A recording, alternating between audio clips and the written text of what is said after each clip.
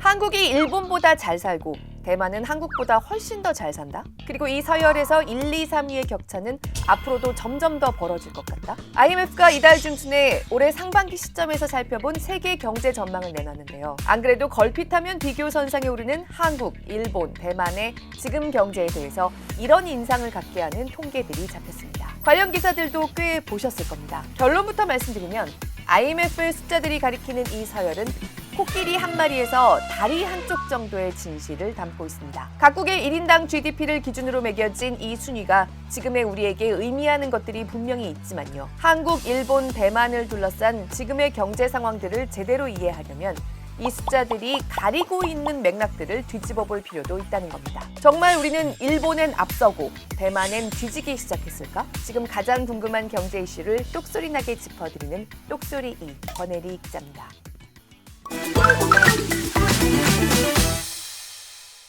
우리나라가 일본을 IMF가 집계하는 1인당 명목 GDP에서 앞서기 시작한 게 벌써 5년째입니다. 지난 2022년부터 한국에 있는 사람들이 한 명 한 명 평균적으로 만들어내는 부가가치가 일본을 뛰어넘었다는 겁니다. 반면 대만은 2003년 이후 22년 만에 처음으로 지난해부터 다시 한국을 이 기준에서 앞지르기 시작했습니다. 그리고 이 격차는 2031년까지 점점 더 벌어지는 추세를 보일 거라는 게 이번에 IMF가 내놓은 전망입니다. 日本経済の実力としての成長力を示す潜在成長率は主要国と比較してずっと低いままでした。 물론 일본은 여전히 세계 4대 경제 대국이고요. 우리의 경제 규모도 대만보다 훨씬 더 큽니다. 각국의 경제적 영향력, 경제적 중력을 가늠할 때 가장 많이 보는 지표인 총 명목 GDP로는 여전히 일본의 경제 규모가 한국의 2.7배 가까이 되는 대국이고요. 한국 경제는 대만 경제의 2배 규모입니다. 우리나라는 올해 IMF 추산으로 전 세계 15위, 대만이 22위에 올랐죠. 다만 이 총 GDP를 인구수로 나눴을 때는 우리나라가 5년 전부터 꾸준히 일본보다 나은 나라고 대만은 작년부터 다시 우리를 앞서게 됐다. 그 차이는 앞으로 더욱 벌어질 거란 거죠. 그렇다면 한국인들 개개인의 살림이 그만큼 일본인들보다 낫고 대만보다는 못하다는 걸까?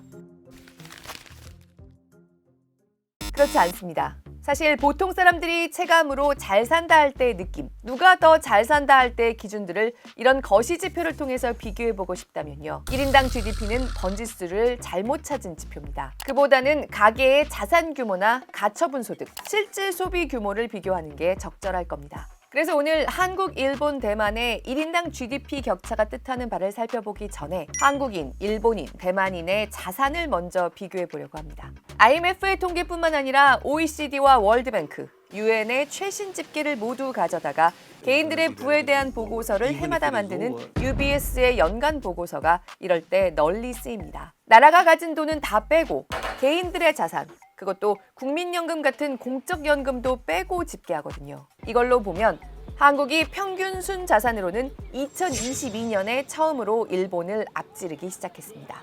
지난해 집계된 최신 기준으로 각 나라 개인들의 부를 모두 달러로 환산했을 때 한국인들은 성인 한 명당 평균 순자산이 25만 달러 좀 넘는 수준, 우리 돈 3억 7천만 원 정도고요.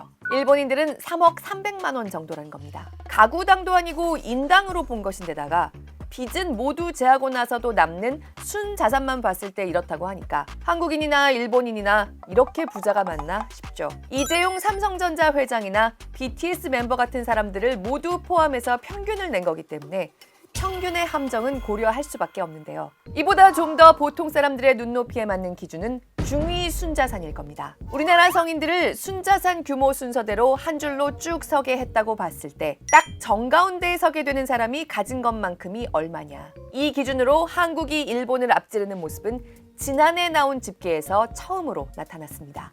우리나라 성인 한 명의 순자산 가운데 값은 10만 400달러.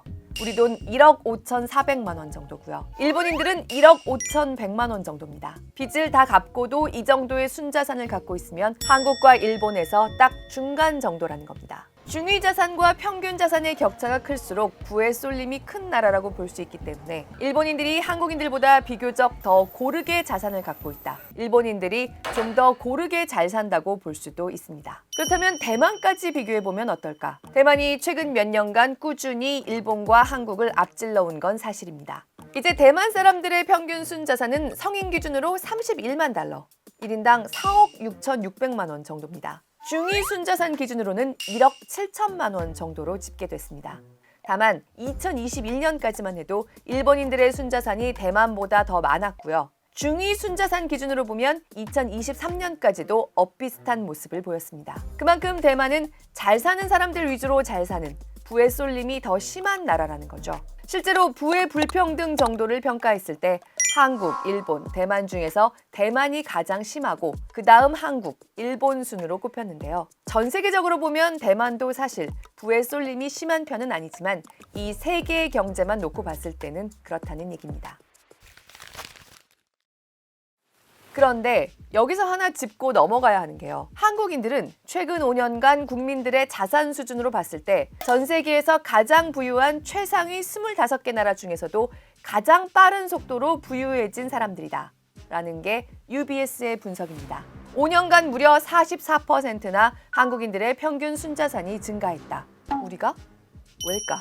여기에 대한 답은 아마 이미 모두 짐작하실 겁니다. 여러 가지 요인이 있지만 한국은 일단 부동산 영향이 크다고 볼 수밖에 없습니다. 전 세계적으로 집값이 올랐다고는 하지만 한국의 집값은 특히 그중에서도 똘똘한 한 채 쏠림으로 인한 고가 주택들의 상승세가 워낙 가팔랐기 때문에 최근 5년간 원화가 점점 더 약세를 띄워왔음에도 불구하고 한국인들의 자산을 달러로 환산해도 5년간 이렇게 크게 늘어나는데 영향이 컸다는 겁니다. 반면에 일본은 전체 순자산에서 금융자산이 3분의 2 이상을 차지하는 나라이기 때문에요. 사실 한국인이 이제 순자산 규모에 있어서도 일본인을 앞질렀다지만 그 차이가 아직 크지 않은 지금 상황에서는 집에 깔고 앉고 있지 않은 현금 흐름에선 일본인이 더 괜찮다는 추산도 가능합니다. 국제기구들이 최근까지 집계한 각 가정의 현금 흐름, 가처분 소득으로 봐도 일본은 평균적으로 여전히 우리나라보다 좀 더 잘 사는 나라고요. 나라가 국민들의 복지에 쓰는 돈까지 고려하면 그 차이가 더욱 벌어집니다. 아무래도 일본은 이미 전체 인구 10명 중 3명 이상이 65세 이상 노인이고 우리나라는 노인 인구가 이제 막 20%를 넘어서기 시작했으니까 고령 인구에 주로 나가는 복지에 비해서 일본과 우리의 차이가 클 수밖에 없겠죠. 게다가 한국인들의 살림살이를 이렇게 국제적으로 비교할 때 꼭 착시를 일으키게 하는 부분이 있습니다. 주거비입니다. 우리나라는 OECD 국가들 중에서 가장 주거비를 적게 쓰는 나라 중 하나, 가처분 소득의 15%만 주거비에 쓰는 나라로 꼽힙니다. 말도 안 돼라는 소리가 절로 나오죠. 여러 가지 이유가 있지만 전세란 제도가 아직은 존재하기 때문에 매달 비용 부담이 적은 덕분이 큽니다. 자기 집에 사는 게 아니라면 매달 월세를 내는 게 당연한 다른 나라들은 월 가처분 소득에서 못해도 20%는 주거 비용으로 들어가는 게 OECD 평균입니다. 일본은 이게 22%까지 올라가고요. 또 이런 통계를 낼 때 주거 비용에는 수도, 가스, 전기료 같은 것까지 포함되기 때문에 임차인이 아직까진 전세로 많이 사는 데다 이런 공공요금들이 싼 편인 우리나라가 야, 한국은 그렇게 부자 나라인데 주거비 부담도 이렇게 작아? 이런 착시를 주게 되는 겁니다. 우리나라 사람들이 실질적으로 느끼는 주거비 부담을 고려한다면 일본인들의 살림살이는 여전히 통계적으로도 우리나라 사람들보다 더 나은 편이라고 보는 게 더 적절합니다. 그러면 대만은 어떨까? 대만 사람들의 순자산도 한국만큼은 아니지만 5년간 35%나 증가했다고 집계됩니다. 전 세계에서 국민들이 가장 부유한 나라 최상위 25개 나라 중에서 최근에 자산이 꽤 많이 늘어난 편에 속합니다. 그러면서 일본을 중위자산 기준에서도 마침내 앞지르게 된 겁니다. 그럼 대만에선 무슨 일이 있었나? 네, 역시 반도체입니다. Because of TSMC is the Taiwanese stock market has actually now surpassed the UK in terms of market cap. 대만 사람들의 자산은 주로 금융에 좌우됩니다. 대만 사람들 자산의 80%는 금융자산, 그것도 주식으로 많이 갖고 있기 때문입니다. 그런데 경제 규모는 우리나라 절반밖에 되지 않는 대만 증시의 시가총액이 2019년부터 우리나라 증시에 따라붙더니 AI 붐 이후로는 그야말로 날아가면서 한때 한국 증시를 까마득히 따돌리기도 했습니다. TSMC를 비롯한 대만 반도체 공급망에 투자하기 위해서 대만 증시로 돈이 몰렸기 때문입니다. 그러면서 주식 투자 비중이 큰 대만 사람들의 순자산이 빠른 속도로 늘어난 겁니다. 올해 들어서 우리나라 증시가 많이 따라잡긴 했지만요. 아직도 시가총액 기준으로 대만 증시의 90% 수준입니다. 사실 대만은 젊은이들이 저임금으로 시작하는 나라로 유명하기도 하지만요. 고임금 IT 대기업들은 한국 대기업 못지않습니다. 그런데다 이런 대기업이 취직하지 못하는 사람들은 엄두도 못 내는 부동산까지 비싸니까 부자가 더 부자가 되는 구조가 좀 더 고착된 점도 있습니다. 아무튼 이렇다 보니까 한국이나 대만보다 부동산 상승세도 느리고 현금성 자산 비중이 큰 일본이 최근 몇 년간 자산 규모에서 빠르게 밀리는 모습이 나타난 거죠. 물론 삶의 질 전체를 놓고 보면 자산이나 소득뿐만 아니라 더 다양한 지표들을 종합해서 봐야겠고요. 실제로 OECD가 자산, 소득과 함께 환경, 보건, 치안, 워라밸을 비롯한 11개 지표를 종합해서 각 나라들의 삶의 질을 비교하려는 시도를 하기도 합니다. 이 삶의 질 지수로 보면 한국과 일본은 정말 어디가 앞섰다고 하기 어려울 정도로 서로 딱 붙어 있고요. 공식 회원국이 아닌 대만에 대해선 몇 가지 집계가 나오기도 하지만 단순 비교는 힘듭니다. 그리고 이 삶의 질 지표에선 주관적 요소가 매우 강하게 작용하죠. 그래서 오늘은 자산과 소득에 집중해서 말씀드려봤습니다. 그렇다면 이번에 IMF 경제 전망이 내놓은 한국과 일본, 대만의 1인당 GDP 차이는 우리에게 뭘 시사하는 지표인 걸까요? 한마디로 일본보다는 한국이, 그리고 한국보다는 대만이 훨씬 더 빠르게 성장하고 있다는 얘기입니다. IMF 경제 전망은 경제 성장의 속도와 국가 재정에 좀 더 초점을 맞춰서 내놓습니다. GDP가 결국은 경제 모든 측면의 근간이고 GDP 성장률이 국민들의 삶의 질이나 살림살이와 아무 상관이 없다고 말할 수는 없습니다. IMF 경제 전망의 GDP 집계는 우물에서 길어올린 물, 국민들이 얼마나 잘 사나를 좀 더 보여주는 지표들은 그 물로 끓인 숭늉 같은 거라고 생각하시면 될 것 같습니다. 그런데 어쨌든 숭늉 단계 이전의 원재료인 물, GDP 성장 속도에서 지금 대만이 정말 빠르게 치고 나가고 있다는 거죠. 이것 역시 첫 번째로는 반도체 얘기를 할 수밖에 없고, 물론 기존 경제 규모 차이도 봐야 합니다. 대만은 한국 절반 규모의 비교적 강소 경제고 반도체에 역량이 집중돼 있습니다. 그러니까 반도체 부문에서의 성장이 엄청난 속도로 이루어지고 있는 지금 대만 경제의 성장 속도가 눈부시게 빠른 겁니다. 그런데 사실 대만 같은 강소 경제가 될 수도 없는 인구 규모로나 뭐나 돌봐야 할 것들이 훨씬 더 많은 한국은 지금 반도체에 너무 취해 있어도 문제라는 걱정이 꾸준히 나오고 있습니다. 반도체를 비롯한 몇몇 수출 산업들을 제외하면요, 고용 창출 효과가 가장 큰 건설을 비롯한 내수 제조업들의 겨울이 계속되면서 민간 소비 절벽도 이어지고 있고요.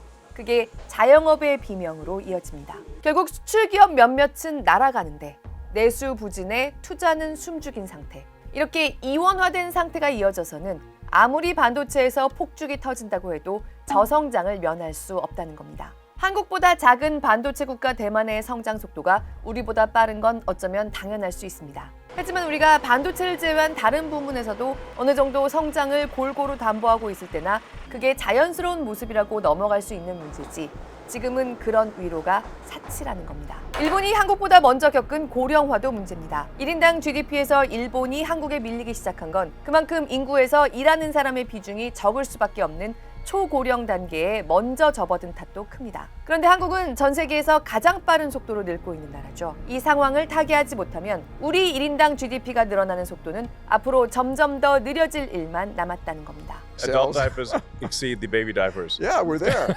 Well, I that's, think we're yeah, there. Yes. South Korea will be there. They already they passed that point. Yeah, they passed that They point. passed that point many years ago. Japan passed the point many years ago. Doesn't go well looking at the Um, Japanese economy. No, I mean like South Korea is like 0.7, one 0.6. third replacement rate. Yeah, Isn't that crazy? Yeah, so 3 generations they're going to be 1/27th, so 3% of their current size. I mean, North Korea won't need to invade; they could just walk across. Yeah. IMF는 우리의 저성장과 고령화가 겹치면 아직은 건전한 편인 우리 재정 여력도 빠르게 소진될 수 있다고 봤습니다. 대만의 올해 국가 부채 비율은 한국의 절반밖에 안 됩니다. 그리고 마지막으로 환율. 이 모든 상황들이 반영되는 돈의 가치를 봤을 때 최근 몇 년간 엔과 원은 꾸준히 함께 약세였지만 엔이 더 약세였던 게 일본의 1인당 GDP가 우리에게 밀리는 모습을 낳았습니다. 사실 이 환율 요소를 제거하면 한국과 일본의 1인당 GDP 격차는 더 미미해질 수 있습니다. 그러니까 결국 이제 잠재 성장률 자체가 상당히 조금 낮아지고 있는 부분들 자체. 고령화 사회에 이제 본격적으로 좀 진입을 하고 원화가 계속해서 약세 흐름을 좀 보인다라고 하면 또 1인당 GDP에도 또 이제 일본과 재역전될 수 있는 가능성은 상당히 좀 잠재 있다라고 봐야 될 것 같습니다. 반면 한국과 대만의 격차는요. 원화에 비해서 대만 달러가 최근 몇 년간 꾸준히 강해지면서 격차가 더 벌어져 보이는 게 사실이지만요. 환율 요소를 제거하고 봐도 대만의 성장 속도가 확실히 더 빠릅니다. 올해 똑소리 2에서 한국이 지금 상황을 타개하기 위해서 모색해야 할 노력들도 꾸준히 취재하겠습니다.